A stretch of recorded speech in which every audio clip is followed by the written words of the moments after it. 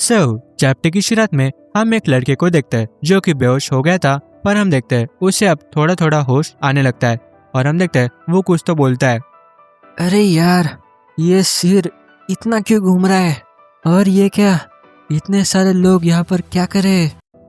ये सब वो लड़का बोलता है और हमें वो रूम दिखाया जाता है। वो रूम एक गेम की लॉबी जैसी लग रही थी और सारे लोग एक गेम के प्लेयर्स। देन अगले पैनल में वो लड़का उड़ जाता है और यह हवा देखने लगता है और बोलने लगता है कि ये क्या हो रहा है और ये लोग कौन है? नहीं, ये तो अलग है। ये मेरा घर नहीं हो सकता। नहीं, ये नहीं हो सकता। क्या मैं सच में किडनैप हो गया हूँ? ये सब वो लड़का बोल रहा होता है और देन उसका सिर फिर से घूमने लगता है और हम अगले सीन में देखते हैं उसे याद आने लगता है कि इसकी शुरुआत कैसे हुई थी। देन हम आगे देखते हैं कि वो लड़का एक गेम खेल रहा था। मेरा नाम है शाओलिन और मैंने अभी अभी ग्रेजुएशन किया है। ये कहने के बाद हम देखते हैं उसके हेडफोन से आवाज आने लगता है और वो आवाज उस गेम की होती है और वो गेम उसकी तारीफ कर रही होती है कि ब्यूटीफुल, अच्छा कमबैक था। वाओ, तुम एक एक्सपर्ट हो। ये होने के बाद हमें उसकी जॉब के बारे में बताया जाता है कि मुझे नौकरी लगने से पहले मैं गेमर्स के अकाउंट बूस्ट करके पैसे कमाता था। ये बोलने के बाद शाओलिन वो गेम खत्म कर देता है और रिलैक्स हो जाता है। देन वो शांति से अपने बिस्तर पर लेट जाता है और फोन स्क्रॉल करने लगता है और अपने स्नैक्स खाने लगता है। पर देन उसे एक फोन पर फोटो दिखता है और वो फोटो देखकर उसे उसके फादर याद आते हैं। देन हम शाओलिन की एक याद देखते हैं कि उसके फादर उस पर बहुत चिल्ला रहे हैं और बोलते हैं कि मेरे से क्या गलती हो गई कि मेरे घर में ऐसा बेटा पैदा हुआ। तो हमें आगे पता चलता है कि उसके घर वालों ने उसे वर्थलेस लूजर ऐसा क्लेम कर दिया एंड यही प्रूफ करने के लिए कि वो वर्थलेस नहीं है तो वो घर छोड़कर दूर रहने लगा एंड वो उसके फैमिली मेंबर को दिखा देना चाहता है कि वो एक बहुत बड़ा काम करने के लिए पैदा हुआ है। ये सोचते हुए वो अपने बिस्तर पर बैठ जाता है। पर देन तभी उसका डोर नॉक होता है। शाओलिन डोर की आवाज सुनकर सोच में आ जाता है कि अभी कौन आया होगा। देन क्यूरियोसिटी में शाओलिन दरवाजा खोल देता है और देखता है कि एक डिलीवरी मैन खड़ा होता है। वो डिलीवरी मैन बोलता है, शाओलिन तुम्हारे लिए एक पैकेज है। पर शाओलिन को ये ठीक नहीं लगता क्योंकि उसे सिर्फ थोड़े दिन हो गए हैं यहाँ पर आए और इतनी रात में कौन लेटर देता है एंड इसी क्वेश्चन में वो लेटर खोल देता है। देन हम देखते हैं उस लेटर से कुछ तो बाहर आता है और शाओलिन के चारों ओर फैलने लगता है एंड ये देखकर शाओलिन बहुत शॉक होता है कि ये क्या है। देन हम अगली सीन में एक नोटिस देखते हैं एंड वो नोटिस एक डॉन एकेडमिक एडमिशन की थी। उस पर शाओलिन का नाम और कॉन्ग्रेचुलेशन लिखा था कि आपका एडमिशन इस डॉन एकेडमी में एज प्रीपेरेटरी फ्रेशमैन हुआ है। देन उस पर लिखा था कि शाओलिन की आइडेंटिटी वेरीफाई हो चुकी है और उसे टेलीपोर्ट करने लगते हैं। देन अगली सीन में हम वो लेटर नीचे गिरा हुआ देखते हैं एंड हम प्रेजेंट में आ जाते हैं और शाओलिन को देखते हैं कि वो बहुत टेंशन में कुछ तो सोच रहा होता है। उस लेटर ने मुझे किडनैप किया और इस डॉन एकेडमी में लाया। क्या ये सच में एक प्रैंक है? देन हम देखते हैं कि वहाँ पर एक बंदा आता है और उसे कहता है, ओह तुम फाइनली उठ गए, क्या किस्मत पाई है। तुम्हारी ताकत कितनी खराब है। तुम 3 घंटों से भी ज्यादा देर से बेहोश थे। क्या तुम हाइबरनेट करने के लिए आए हो? उसकी बातें सुनकर और उसे देखकर सारे लोग उस पर चिल्लाने लगते हैं। तुम कौन हो? क्या तुमने हमें किडनैप किया? हमें जाने दो या हम पुलिस को बुलाते हैं। ये बातें सुनकर वो बंदा बहुत फ्रस्ट्रेशन में आ जाता है और अपनी तलवार निकाल लेता है। देन वो बंदा अपना मैजिक यूज करता है और स्वॉर्ड से एक स्लैश मारता है। उस बंदे की ताकत बहुत ओवरवेलमिंग थी एंड इसकी जैसी पावर जैसा वहाँ कोई बंदा नहीं था, तो इसकी पावर देखकर सारे लोग डर जाते। वो सबसे कहता है, इतनी आवाजें क्यों हो रही है? अपने मुंह बंद रखो। देन सब लोग पीछे चले जाते। देन वो आगे बोलता है, सारे लोगों के बीच हमेशा ऐसा कोई बेवकूफ क्यों होता है? क्या ग्रेजुएशन वाले लोग क्या दिन भर खाते रहते हैं? ये सब इतने घटिया है। तो ठीक है, हमारे बीच कोई तो लेट उठा है और इसके कारण हमारे क्लास ने बहुत सारा टाइम वेस्ट कर दिया है। तो ये डॉन एकेडमी की क्लास 7th है। मैं आपका इंस्ट्रक्टर हूँ और मेरा नाम है क्वीन चुआन। तुम लोगों को यहाँ पर चूज करके लाया गया है और यहाँ पर तुम्हें काफी कड़ी ट्रेनिंग से गुजरना होगा ताकि तुम लगातार अपनी ताकत बढ़ा सको, खुद को मजबूत बनाओ और अंत में नई दुनिया में जाने के लिए चांस मिले। ये सुनकर सारे लोग उससे बोलते हैं, कैसी नई दुनिया? क्या ये पागल हो गया है?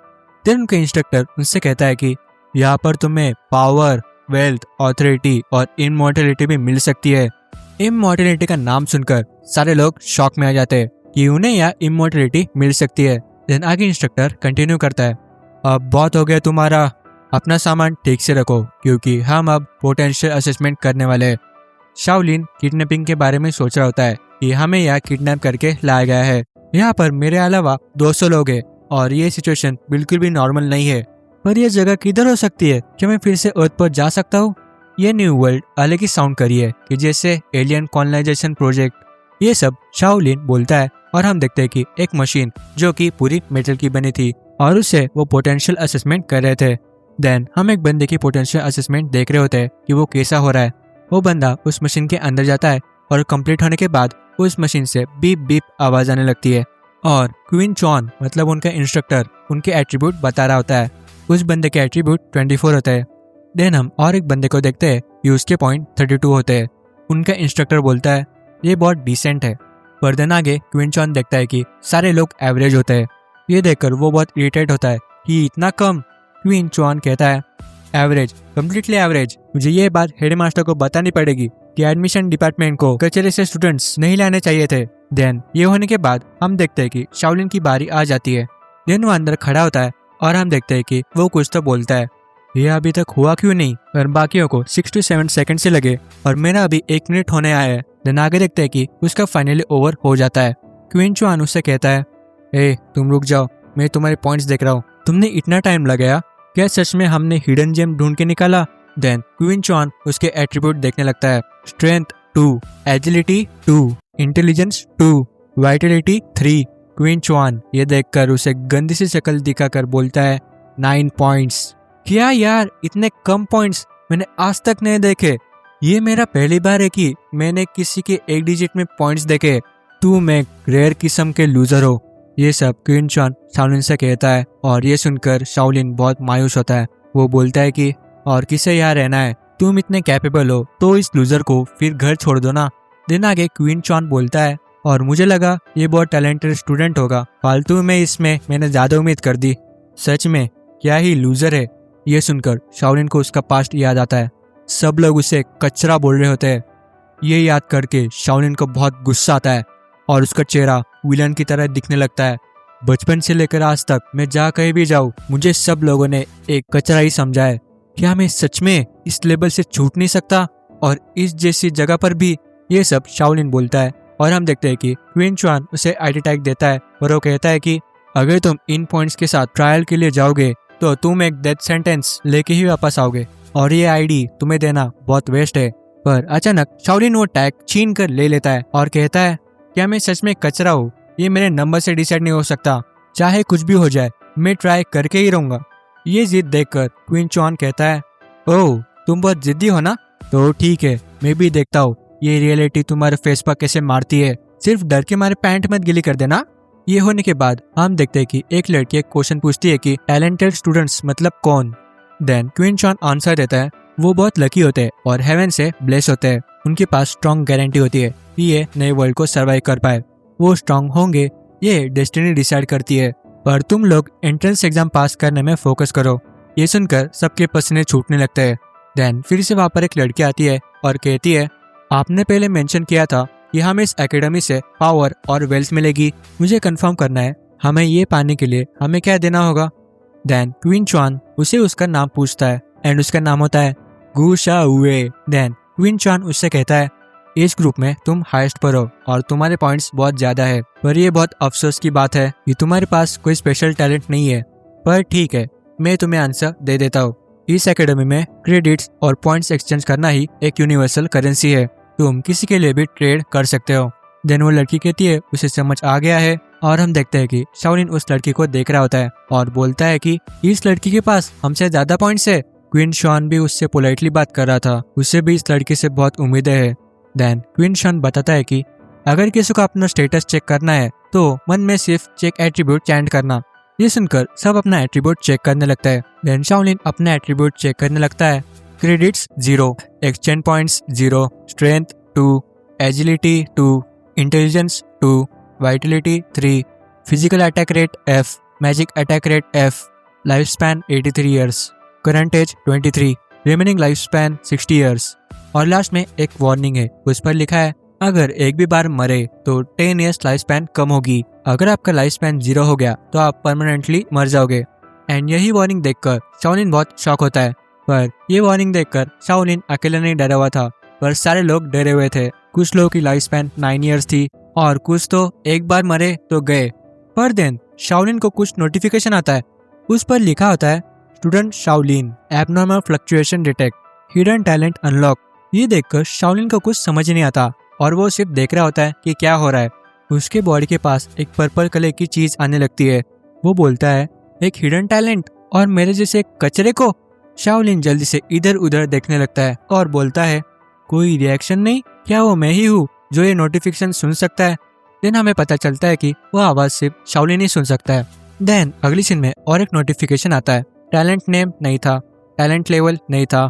देन अगले पैनल में और एक बड़ा नोटिफिकेशन आता है। टैलेंट एनालिसिस, स्टूडेंट की लर्निंग कैपेसिटी एनहांस हो गई है और इसकी करंट लेवल 1 है। सारे स्किल्स की लर्निंग इफिशिएंसी 100% से इंक्रीज हो गई है और एक अपॉर्चुनिटी दी गई है किसी भी एबिलिटी को रेप्लिकेट कर सकते हैं अगर वो F रैंक रेटिंग को इक्विवेलेंट हो। ये सिर्फ 3 मिनट के लिए काम करेगा। एंड नीचे एक नोटिस होती है, उस पर लिखा होता है कि ये रेप्लिकेशन एबिलिटी 7 दिनों में सिर्फ एक ही बार यूज कर सकते हैं। जैसे टैलेंट लेवल अप होगा वैसे उसके स्टेट्स और इफेक्ट इंप्रूव होगा। देन और एक नोटिफिकेशन आता है, अकॉर्डिंग टू रूल्स ये पहला टैलेंट आपको पहले मिला है तो इसी कारण से आप ही इस टैलेंट को नाम दे। शाओलिन मन में सोचने लगता है फास्ट लर्निंग और रेप्लिकेशन, इसे मैं क्या नाम दे सकता हूँ? जाने दो, मैं इसे सिंपल रखता हूँ। तो इसका नाम आज से है एकेडमिक प्रोडिगी। देन आगे नोटिफिकेशन आता है, talent name academic prodigy level 1। Then अगली सीन में और एक नोटिफिकेशन आता है, उस पर लिखा होता है टैलेंट रैंक SS। ये होने के बाद हम शाओलिन की स्क्रीन देखते हैं। वो पहले ब्लू थी पर अभी पर्पल हो चुकी है। देन शाओलिन मन में बोलता है स्कैन के वक्त क्वीन शॉन के अथॉरिटी ने भी एकेडमिक प्रोडिगी को डिटेक्ट नहीं किया। देन हम देखते हैं शाओलिन स्माइल करने लगता है, SS रैंक टैलेंट, अब यही मेरे सर्वाइवल के लिए अल्टीमेट ट्रम्प कार्ड है।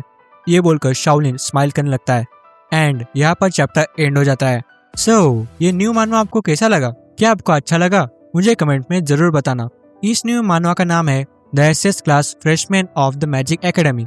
अगर आपको ये वीडियो पसंद आई हो तो लाइक एंड सब्सक्राइब कर देना। एंड आप मैं चलता हूँ, तब तक के लिए आप ये प्लेलिस्ट देख सकते हैं। सो हम मिलते हैं नेक्स्ट इंटरेस्टिंग एपिसोड के साथ।